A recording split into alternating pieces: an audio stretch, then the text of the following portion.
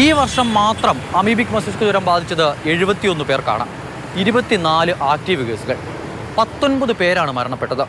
ഈ മാസത്തെ മാത്രം കണക്ക് 9. ഇത്ര ഗൗരവമുള്ള വിഷയം സഭ നിർത്തിവെച്ച് ചർച്ച ചെയ്യണമെന്ന പ്രതിപക്ഷം. പൊതുജനാരോഗ്യ പ്രശ്നമായതിനാലും നിരവധി സംശയങ്ങൾ അമീബിക് മസ്തിഷ്ക ജ്വരവുമായി ബന്ധപ്പെട്ട് നിലനിൽക്കുന്നതിനാലും ചർച്ചയാവാമെന്ന് സർക്കാരും. ഇത് പൊതുജനാരോഗ്യ പ്രാധാന്യമുള്ള ഒരു വിഷയമായതിനാലും പൊതുജനാരോഗ്യ സംവിധാനങ്ങളെ സംബന്ധിച്ച് തെറ്റായ പല പ്രചരണങ്ങളും നടക്കുന്നുണ്ട് എന്നതിനാലും ഇതിന്റെ വസ്തുതകളും യാഥാർത്ഥ്യങ്ങളും ഈ സഭയും കേരളത്തിന്റെ പൊതുസമൂഹവും അറിയേണ്ടതുണ്ട് എന്നതിനാലും ഇത് ചർച്ച ചെയ്യുന്നതിന് തയ്യാറാണ് സർ. പ്രതിപക്ഷ നിരയിൽ നിന്നും എൻ ഷംസുദ്ദീൻ MLA അടിയന്തര പ്രമേയ നോട്ടീസ് അവതരിപ്പിച്ചു. സർക്കാരിനെയും ആരോഗ്യവകുപ്പിനെയും കടന്നാക്രമിച്ചായിരുന്നു ഷംസുദ്ദീന്റെ പ്രതികരണം. നിവർന്നു നിൽക്കാൻ പോലും പറ്റാത്ത അവസ്ഥയിലാണ് സംസ്ഥാനത്തിന്റെ ആരോഗ്യരംഗമെന്നും അമീബിക് മസ്തിഷ്ക ജ്വരത്തെ നേരിടാനായി സർക്കാർ ഒന്നും ചെയ്യുന്നില്ല എന്നും എൻ ഷംസുദ്ദീൻ. ഒരു പഠനത്തിൽ പറയുന്നത് അമീബയുള്ള കുളത്തിൽ കുളിക്കുന്ന 26 ലക്ഷം പേരിൽ ഒരാൾക്ക് മാത്രമാണ് അണുബാധ സാധ്യതയുള്ളതെന്ന്. അപ്പൊ അത്രയേറെ അപൂർവമായിട്ടുള്ളൊരു രോഗമാണിത്. പക്ഷെ കേരളത്തിൽ ഇത് പടർന്നു പിടിക്കുകയാണ്. ഇവിടെ ആരോഗ്യ വകുപ്പ് ഇരുട്ടിൽ തപ്പുകയാണ്. എങ്ങനെ പ്രതിരോധിക്കണമെന്ന കാര്യത്തിൽ ആരോഗ്യ വകുപ്പിന് യാതൊരുവിധ വ്യക്തതയുമില്ല. ജനങ്ങൾ ആശങ്കയിലാണ് സർ. ഏറ്റവും കൂടുതൽ കേസുകൾ കേരളത്തിലാണ്. എന്നാൽ സർക്കാർ പറയുന്നത് ഇവിടെ മരണനിരക്ക് വളരെ കുറവാണെന്ന്. അത് പറഞ്ഞു നിൽക്കുകയാണ്. മരണനിരക്ക് കുറവാണെന്ന് പറഞ്ഞ് നിൽക്കുകയാണ് സർ. മരണനിരക്ക് പൂഴ്ത്തിവെച്ച സർക്കാർ എന്നൊരു ആക്ഷേപമുണ്ട് സർ. കുളത്തിൽ കുളിച്ചാലാണ്, തോട്ടിൽ കുളിച്ചാലാണ്, പുഴയിൽ കുളിച്ചാലാണ്, മോശമായ വെള്ളത്തിൽ കുളിച്ചാലാണ് മൂക്കിലൂടെ ഇത് കയറി ഈ പ്രശ്നം ഉണ്ടാകുന്നതെന്നാണ് ഇതുവരെ പറഞ്ഞിരുന്നത്. എന്നാൽ വീട്ടിൽ കുളിച്ചവർക്കും രോഗം വന്നു, മരിച്ചു. അതുപോലെ തന്നെ പിറന്ന് 4 മാസമായ കുഞ്ഞ്, അതിന് ഏതായാലും കുളത്തിലും പിന്നെ പുഴയിലൊന്നും കൊണ്ടുപോയില്ല, 4 മാസമായ ഒരു കുഞ്ഞും മരിച്ചു. ഇവിടെ നമ്മൾ കാണേണ്ടത്, നമ്മളെല്ലാത്തിലും ഉഷാറാണെന്ന് പറഞ്ഞ് നമ്പർ 1 കേരളം എന്ന് പറയുന്നതിൽ ഞങ്ങളൊക്കെ കേരളക്കാർ തന്നെയാണ്. നമ്മളെല്ലാവരും കൂടെ ഉണ്ടാക്കിയാണിത്. പക്ഷെ ഒരു പ്രതിസന്ധി വരുമ്പോഴും അവിടെ നമ്പർ 1 കേരളം എന്ന് നിങ്ങൾ പറയുന്നതിൽ അർത്ഥമില്ല. ഡോക്ടർ രാജീവ് സദാനന്ദനെ നിങ്ങൾക്ക് അറിയില്ലേ? ഞാൻ പരിചയപ്പെടുത്തണ്ടല്ലോ. നിങ്ങളുടെ 1ാം ഗവൺമെന്റിൽ ആരോഗ്യ വകുപ്പ് സെക്രട്ടറി ആയിരുന്ന നമ്മുടെ അഡീഷണൽ ചീഫ് സെക്രട്ടറി അദ്ദേഹം പറയുന്നുണ്ട്, അടുത്തൊരു പത്രസമ്മേളനം നടത്തിയിട്ട്, 1ാമത് എന്ന തള്ള് അപകടകരമാണെന്ന മുന്നറിയിപ്പ് ഞാൻ നൽകുകയാണ്.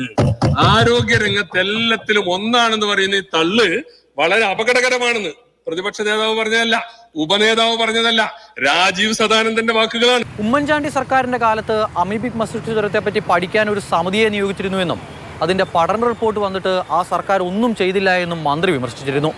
അത് മന്ത്രിക്ക് പറ്റിപ്പോയ ഒരു അമളിയായി. എന്തായാലും ആ വിഷയവും സഭയിൽ ഷംസുദ്ദീൻ ഉന്നയിച്ചു. ഇത് എന്റെ കുഴപ്പം കൊണ്ടോ ഈ കാലത്തുള്ളതോ അല്ലാന്നാണ്. മന്ത്രി ഇത് നേരെ അപ്പുറത്തേക്ക് വിട്ടു. ആദ്യം വിട്ടത് ഉമ്മൻചാണ്ടി സർക്കാരിന് നേരെയാണ്.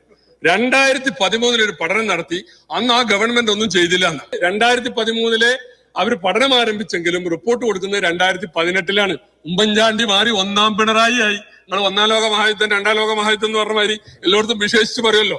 അങ്ങനെ 1ാം പിണറായി ആയി. ആ സമയത്ത് വെച്ച് അന്ന് ആരോഗ്യമന്ത്രി ശൈലജ ടീച്ചറാണ്. ഉമ്മൻചാണ്ടിയെ ചാരി ശൈലജ ടീച്ചർക്ക് ഒരടി എന്നതാണോ അതിലെ സൂത്രം എന്നും എനിക്ക് തോന്നിപ്പോകുന്നുണ്ട്. അധികാരം ഔചിത്യത്തെ ഇല്ലാതാക്കും.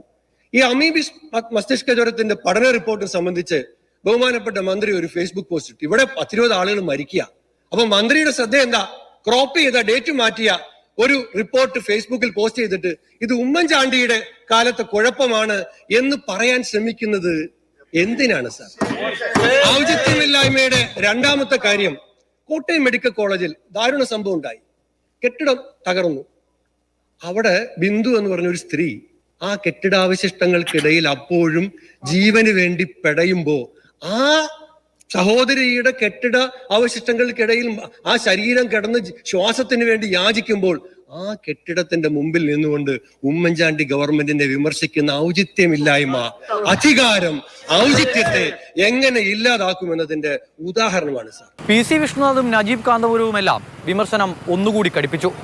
നമ്പർ 1 ആരോഗ്യ കേരളം എന്ന തള്ള് മാത്രമാണ് നടക്കുന്നത് എന്നും അത് അവസാനിപ്പിക്കണമെന്നും PC വിഷ്ണുനാഥ്. അമീബിക് മസ്തിഷ്ക ജ്വരം സംബന്ധിച്ച വിഷയത്തിൽ സർക്കാർ ഇരുട്ടിൽ തപ്പുകയാണ് എന്നും പ്രതിപക്ഷത്തു നിന്നും വിമർശനമുയർന്നു. സാർ, ഇവിടെ അമീബിക് മസ്തിഷ്ക ജ്വരം പടർന്നു പിടിക്കുന്നു. ആരോഗ്യവകുപ്പ് ഇരുട്ടിൽ തപ്പുകയാണ് സാർ. കേരളത്തിന്റെ ആരോഗ്യ വകുപ്പ് വെന്റിലേറ്ററിലാണ് സാർ. ഇത് എങ്ങനെയാണ് പടർന്നു പിടിക്കുന്നതെന്ന് ശരിയായ ഒരു പഠനമോ അത് സംബന്ധിച്ചുള്ളൊരു നിഗമനമോ ആരോഗ്യ വകുപ്പിന്റെ കൈവശം ഇന്ന് ഇല്ല എന്നതാണ് വസ്തുത സാർ. ഒരു പാവപ്പെട്ട മനുഷ്യൻ സർക്കാർ ആസ്പത്രിയിൽ പോയി ഹൃദയ ശസ്ത്രക്രിയക്ക് പോയി സർ. അദ്ദേഹത്തിന് 1,51,000 ബില്ലുമായിട്ടാണ് അദ്ദേഹം തിരിച്ചു വന്നത്. എന്റെ വീടിനടുത്തുള്ള ഒരു സ്ത്രീ, പുറത്ത് ഇത്ര ഇല്ല. ബഹുമാനിയായ നമ്മുടെ ആരോഗ്യമന്ത്രി വളരെ മികച്ച ഒരു അവതാരകയാണ്. അവർക്ക് അതിമനോഹരമായ വാക്കുകൾ കൊണ്ട് ഇന്ദ്രജാലം ഉണ്ടാക്കാൻ അറിയാം. ദ്വയാർത്ഥ പ്രയോഗങ്ങൾ കൊണ്ട് സഭയിൽ പല പരിഹാസങ്ങളും നടത്താനൊക്കെ അറിയാം. പക്ഷേ അവരുടെ മികവ് ആ പദപ്രയോഗത്തിൽ മാത്രമേ ഉള്ളൂ. അവരിവിടെ നടത്തുന്നത് സമ്പൂർണ്ണ പരാജയമാണ് ആരോഗ്യ രംഗത്ത് എന്ന് പറയാതിരിക്കാനാവില്ല സർ. സർ, ഹൃദയ ശസ്ത്രക്രിയ മാറ്റി വെച്ചിട്ട് 1 മാസം കഴിഞ്ഞിട്ട് വരാൻ പറഞ്ഞാൽ 1 മാസം കഴിഞ്ഞ് ആളുണ്ടാവൂ സർ? ഇവിടെ റോജി എന്നോട് പറയുകയായിരുന്നു, ഒരു MRI എടുക്കാൻ പറഞ്ഞാൽ ചെല്ലുന്ന ആൾക്ക് 3-4 മാസത്തിനപ്പുറത്തെ ഡേറ്റ് കുറിച്ച് കൊടുക്കുകയാണ് സാർ. ഈ 4 മാസത്തിന് ശേഷം MRI എടുത്തിട്ട് എന്ത് ചികിത്സ നടത്താനാണ് സാർ? സാർ, ഇതെല്ലാം പറയുന്ന സമയത്ത് നിങ്ങൾ ഇങ്ങനെ കോവിഡ്, ഇനി അത് പറയരുത്. ഇന്ത്യയിൽ ഏറ്റവും കൂടുതൽ മരണനിരക്ക് ഉണ്ടായിരുന്ന ഒരു സംസ്ഥാനമാണ് എന്ന് മാത്രമല്ല, കോവിഡ് കാലത്ത് PP കിറ്റ്, ഗ്ലൗസ്, പിന്നെന്താണ് മാസ്ക് ഒക്കെ വാങ്ങിയതിൽ പോലും അഴിമതി നടത്തിയതിന്റെ CNDG റിപ്പോർട്ട് നമ്മുടെ സഭയിലില്ലേ സാർ? മരണ വീട്ടിൽ പോക്കറ്റ് അടിക്കാറുണ്ട്, അവനൊരു ധാർമ്മികതയുണ്ട്. മരണ വീട്ടിൽ പോക്കറ്റ് അടിക്കത്തില്ല. മരണ വീട്ടിൽ പോക്കറ്റ് അടിക്കാത്ത പോക്കറ്റ് അടിക്കാരന്റെ ധാർമ്മികത പോലും ഇല്ലാതെ കോവിഡ് കാലത്ത് അഴിമതി നടത്തിയിട്ട് അതിന്റെ പേരിൽ ഇനിയും വരരുത് സാർ. മെഡിക്കൽ കോളേജിൽ പോലും ചികിത്സ കിട്ടാത്ത ഒരു കാലമായി ഈ നാട് മാറിയിട്ടുണ്ടെങ്കിൽ സിസ്റ്റം തകരാറിലാണ് മിനിസ്റ്ററെ. സിസ്റ്റം തകരാറിലാണ്. സിസ്റ്റം തകരാറിലാകുന്നത് ഭരിക്കാൻ അറിയാത്തത് കൊണ്ടാണ്. ഭരിക്കാൻ അറിഞ്ഞാൽ സിസ്റ്റം നേരെയാകും. ഞങ്ങൾ ഭരിച്ച കാലത്തൊക്കെ സിസ്റ്റം നേരെയായിരുന്നു. ആരോഗ്യമന്ത്രിക്ക് സംരക്ഷണ കവചം ഒരുക്കി രംഗത്തെത്തിയ ഭരണപക്ഷാംഗങ്ങൾ വിഷയം മസ്തിഷ്ക ജ്വരത്തിൽ മാത്രം ഒതുക്കിയില്ല. രാഹുൽ മാങ്കൂട്ടത്തിന് നേരെ കടന്നാക്രമണം നടന്നു. ഇന്ന് സഭയിലേക്ക് കയറി വരുമ്പോ സഭാ കവാടത്തിന് മുമ്പിൽ 2 സൈഡും നല്ല മെത്ത വിരിച്ച് 2 പേര് കിടപ്പുണ്ട്. എനിക്ക് അവരോട് പറയാലോ, നിങ്ങൾ നേരെ ആദ്യം പാലക്കാട് പോയി സമരം ചെയ്യണം. ഇവിടെ അല്ല സമരം ചെയ്യണം, പാലക്കാട്. അദ്ദേഹം ഇപ്പോഴും പഴയ ജന്മിത്ത കാലഘട്ടത്ത് സംബന്ധം കൂടെ നടക്കുന്ന ആ കാര്യമാണ് നിരോധിച്ചിരിക്കുക. കേരളത്തില് പലയിടങ്ങളിലും പരാതികൾ വന്നുകൊണ്ടിരിക്കുകയാണ്. ഇത്രയേറെ അപമാനകരമായ ഒരു അവസ്ഥയിലേക്ക് കേരളത്തിലെ പൊതുസമൂഹത്തെ, പ്രത്യേകിച്ചും സ്ത്രീകളെ അപമാനിക്കുന്ന സമീപനം സ്വീകരിച്ച ഒരു നടപടി നിങ്ങൾ അവിടെ പോയി സമരം ചെയ്യണമെന്നാണ് എനിക്ക് നിങ്ങളോട് അഭ്യർത്ഥിക്കാനുള്ളത് സാർ. ചില MLA-മാരൊക്കെ MLA-മാരാണോ വ്യാജ MLA-മാരാണോ എന്ന് എനിക്കറിയില്ല. അവരെല്ലാം ഉറങ്ങാൻ പോലും പാരസിറ്റാമോളും സിട്രിസനും ഒക്കെ കഴിക്കുന്നതായിട്ടാണ് സാർ പുറത്തു വരുന്ന വിവരം. സൂചി പോലും രോഗി വാങ്ങിക്കൊണ്ട് കൊടുക്കണം. അങ്ങനെ ഒരു കാലം കേരളത്തിൽ ഉണ്ടായിരുന്നു. ആ കാലമല്ല സാർ ഇന്ന് കേരളത്തിലെ ഒരു കാലം. രാഹുലുമായി ബന്ധപ്പെട്ട വിഷയം പലരും ചർച്ചയാക്കാൻ ശ്രമിച്ചെങ്കിലും പ്രതിപക്ഷം അതിൽ തൊട്ടില്ല, മൗനം പാലിച്ചു. കേരളത്തിന്റെ ബഹുമാന്യായ ആരോഗ്യമന്ത്രിയെ ദ്വയാർത്ഥ പ്രയോഗം നടത്തുന്നയാൾ എന്നാണ് തൊട്ടുമുമ്പ് ചർച്ചയിൽ പങ്കെടുത്തുകൊണ്ട് ഒരംഗം പറഞ്ഞത്. ശിശുഹത്യയിൽ ഒരു പാപബോധവും തോന്നാത്തവർക്കൊപ്പം ഇരിക്കുന്നവർക്ക് ഒരു സ്ത്രീയായ മന്ത്രിയെ അധിക്ഷേപിക്കുന്നതിൽ ആനന്ദം തോന്നും എന്നതിൽ ഞങ്ങൾക്ക് അത്ഭുതമില്ല. ആ ആനന്ദത്തിന് മരുന്ന് 2 തെരഞ്ഞെടുപ്പുകളിലായി കേരളത്തെ ജനം നൽകുന്നുണ്ട്. ഇനിയും ആ ചികിത്സയും മരുന്നും അവർക്ക് ലഭിക്കും. പക്ഷെ ആ പ്രയോഗം സഭയുടെ രേഖകളിൽ നിന്ന് നീക്കാൻ അങ്ങ് നടപടി സ്വീകരിക്കണം എന്ന് ഞാൻ അഭ്യർത്ഥിക്കുകയാണ്. ഒടുവിൽ പ്രതിപക്ഷ നേതാവ് VD സതീശന്റെ ഊഴമെത്തി. കേരളത്തിന്റെ ആരോഗ്യരംഗം വെന്റിലേറ്ററിലാണ് എന്ന് VD സതീശൻ. ലോകത്തുള്ള എല്ലാ രോഗങ്ങളും കേരളത്തിലുണ്ട് എന്നും ഇതിനെ പ്രതിരോധിക്കാനുള്ള നടപടികളൊന്നും ഉണ്ടാകുന്നില്ല എന്നും സതീശൻ. ഇത് വന്നിട്ട് 1965 ലോകത്ത് ആദ്യമായി അത് വന്നത്. ഇതുവരെ ലോകത്ത് 500-ൽ പരം കേസുകൾ മാത്രമാണ് റിപ്പോർട്ട് ചെയ്തിട്ടുള്ളത്. ഇത് കണ്ടുപിടിച്ച ഓസ്ട്രേലിയയിൽ 20 പേർക്ക് താഴെയുള്ളൂ. അമേരിക്കയിൽ ഇതുവരെ 150-ൽ പരം കേസുകളാണ്. ഈ ചെറിയ സംസ്ഥാനത്ത് കേരളത്തിൽ ഇതുവരെ 120-ലധികം കേസുകൾ റിപ്പോർട്ട് ചെയ്തിരിക്കുന്നു. ഈ വർഷം മാത്രം 68 കേസുകളാണ് റിപ്പോർട്ട് ചെയ്തിരിക്കുന്നത്. നിങ്ങൾ മനസ്സിലാക്കാതെ പോയത് കഴിഞ്ഞ 15 ദിവസം 8 പേര് മരിച്ചു. 8 പേര് മരിച്ചു. ലോകത്തുള്ള എല്ലാ രോഗങ്ങളും ഇന്ന് കേരളത്തിലുണ്ട്. നമ്മളത് മനസ്സിലാക്ക്. എല്ലാ രോഗങ്ങളും ഇവിടെ പറഞ്ഞതുകൊണ്ട് ഞാൻ ആവർത്തിക്കുന്നില്ല. എല്ലാ ലെപ്റ്റോ ഉണ്ട്, ഡെങ്കു ഫീവർ ഉണ്ട്, ഹെപ്പറ്റൈറ്റിസ് A ഉണ്ട്, കോളറ ഉണ്ട്, ടൈഫോയിഡ് ഉണ്ട്. മുഴുവൻ രോഗങ്ങളും നമ്മുടെ നാട്ടിലുണ്ട്. എന്താ കാരണം? നമ്മൾ അന്വേഷിക്കണ്ടേ? നമ്മൾ ഹെൽത്ത് ഡാറ്റ കളക്ട് ചെയ്യുന്നുണ്ടേ? അത് പരിഹരിക്കാനുള്ള സംവിധാനം വേണ്ടേ? ലൈഫ് സ്റ്റൈൽ ഡിസീസ് വളരെ കൂടുതലായി വർദ്ധിക്കുന്നുണ്ട്. നമ്മളെല്ലാം ജനപ്രതിനിധികളല്ലേ? നമ്മൾ മരണ വീടുകളിൽ പോകുന്നവരല്ലേ? കേരളത്തിലെ MLA അല്ലേ? ഞാൻ ഇതിനു മുമ്പ് 1 വർഷം മുമ്പ് പറഞ്ഞു, കോവിഡിന് ശേഷം കേരളത്തിലെ മരണനിരക്ക് വർദ്ധിച്ചു. നിങ്ങൾ പോകുമ്പോൾ നിങ്ങൾ അന്വേഷിക്കാറില്ല എന്തുകൊണ്ടാണ് മരിക്കുന്നതെന്ന്? പെട്ടെന്ന് യാതൊരു പ്രീസിഡൻസും ഇല്ലാത്ത ആൾ കാർഡിയാക് അറസ്റ്റ് വന്ന് മരിക്കുന്നവരുടെ എണ്ണം കൂടിയിട്ടുണ്ടോ ഇല്ലയോ? MLA മാര് പറ, കൂടിയിട്ടില്ലേ? കുഴഞ്ഞു വീണ് മരിക്കുന്നവർ, സ്ട്രോക്ക് വന്ന് വരുന്നവരുടെ നമ്പർ കൂടിയിട്ടില്ലേ? ക്യാൻസറിന്റെ കൂടിയിട്ടില്ലേ? അതുപോലെ ഓക്സിജൻ കുറയുന്നത്, സോഡിയം കുറയുന്നത്, ലങ്സ് ഡിസീസ്, വളരെ അപകടകരമായ ആ തരത്തിൽ കേരളത്തിൽ മരണനിരക്ക് വർദ്ധിക്കുകയും അപ്പൊ ഒരു പോസ്റ്റ് കോവിഡ് അനാലിസിസ് ഞാൻ കഴിഞ്ഞ വർഷം ഇതിവിടെ പറഞ്ഞപ്പോ മന്ത്രി പറഞ്ഞു ഒരു ശാസ്ത്രീയമായ അടിത്തറയില്ല. ശാസ്ത്രീയമായ അടിത്തറ വേണ്ടത് ഗവൺമെന്റിനാണ്. കോവിഡിന്റെ കാലമൊക്കെ ഇവിടെ പറഞ്ഞല്ലോ. ഇന്ത്യയിൽ ഏറ്റവും കൂടുതൽ കോവിഡ് രോഗികൾ ഉണ്ടായിരുന്ന 2ാമത്തെ സംസ്ഥാനമാണ് കേരളം. ഇന്ത്യയിൽ ഏറ്റവും കൂടുതൽ ആളുകൾ കോവിഡ് മൂലം മരിച്ച 2ാമത്തെ സംസ്ഥാനമാണ് കേരളം. 1ാമത്തെ മഹാരാഷ്ട്രയുടെ പോപ്പുലേഷൻ കേരളത്തിന്റെ 3 ഇരട്ടിയാ, 9.5 കോടി ആണ്. 28,000 പേര് മരിച്ചത് ഒളിപ്പിച്ചു വെച്ച സർക്കാരാണ്.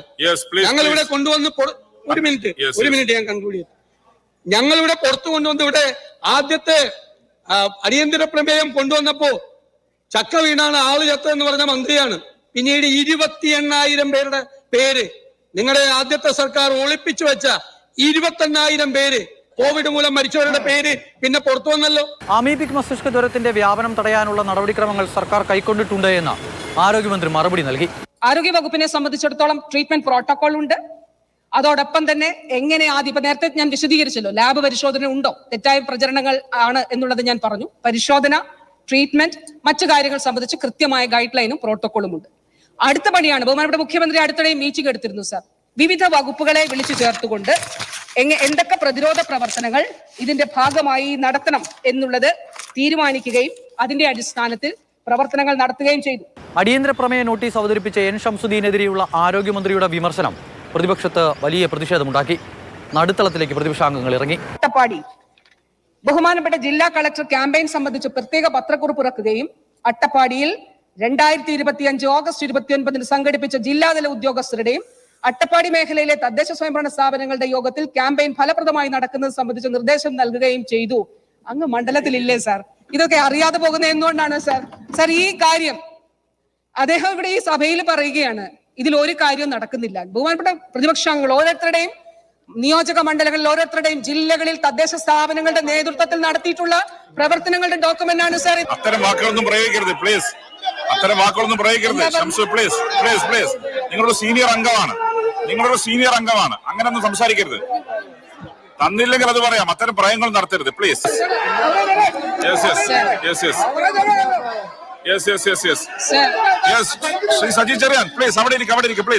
ആരോഗ്യമന്ത്രി ഉന്നയിച്ച വിമർശനങ്ങൾക്ക് മറുപടി പറയാൻ അവസരം വേണമെന്ന N. ഷംസുദ്ദീൻ. തോന്നിവാസമാണ് കാണിക്കുന്നത് എന്നും മര്യാദകേട് കാണിക്കരുത് എന്നും ഷംസുദ്ദീൻ. ഇതോടെ ആകെ ബഹളമായി. സ്പീക്കർ ഇടപെട്ടു. ഒടുവിൽ സഭാ നടപടികൾ ബഹിഷ്കരിച്ച പ്രതിപക്ഷം പുറത്തേക്ക്.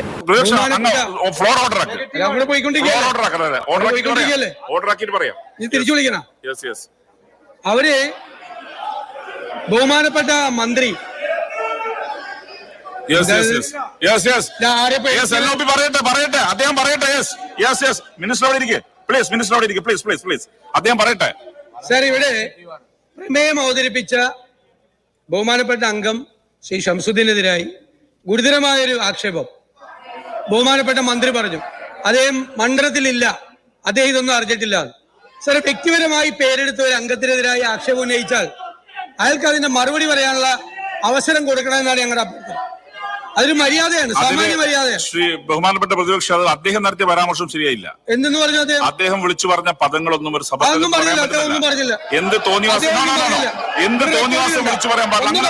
അദ്ദേഹം ഒരു മുതിർന്ന അംഗമാണ്. ഒന്നും പറയില്ല. അങ്ങനെ അദ്ദേഹത്തിന് പറയാം, ചെയ്ത് ശരിയായില്ല എന്ന് പറയാം. അതിനകത്ത് ഒരുപക്ഷെ സഡൻ പ്രൊവോക്കേഷൻ ആയിരിക്കാം, പക്ഷെ പറഞ്ഞ രീതി ശരിയായില്ല. പ്ലീസ് പ്ലീസ് അവസരം കൊടുത്തില്ലെങ്കിൽ നോ ഞാൻ കേട്ടല്ലോ റെക്കോർഡ്. ചെയർ കേൾക്കുന്നതിനപ്പുറത്ത് എന്ത് റെക്കോർഡാണ്? ചെയർ കേൾക്കുന്നതിനേക്കാൾ മുമ്പ് എന്ത് റെക്കോർഡാണ്? ഞാൻ കേട്ടല്ലോ, ചെയർ കേട്ടല്ലോ. ഒരു അംഗത്തെ പരസ്യമായി ഒരു മന്ത്രി അപമാനിച്ചിട്ട് അദ്ദേഹത്തിന് മറുപടി പറയാൻ അവസരം കൊടുക്കുന്നില്ലെങ്കിൽ ഞങ്ങൾ ഈ സഭാ നടപടികൾ ഞങ്ങൾ ബഹിഷ്കരിക്കുന്നു. ശരിയല്ലല്ലോ.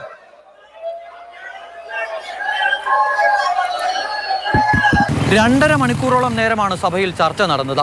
നാട്ടിലുള്ള പല വിഷയങ്ങളും ചർച്ചയായി. രാഷ്ട്രീയ വിഷയങ്ങൾ സംസാരിക്കാനാണ് MLA-മാരും ആരോഗ്യമന്ത്രിയുമെല്ലാം കൂടുതൽ സമയവും കണ്ടെത്തിയത്. ഈ ചർച്ച അവസാനിക്കുമ്പോൾ അമീബിക് മസ്തിഷ്ക ജ്വരം സംബന്ധിച്ച നാട്ടുകാരുടെ ആശങ്ക പരിഹരിക്കാൻ എന്തെങ്കിലും ഉണ്ടായോ എന്ന ചോദ്യമാണ് വരുന്നത്. ഇല്ല എന്നതാണ് യാഥാർത്ഥ്യം.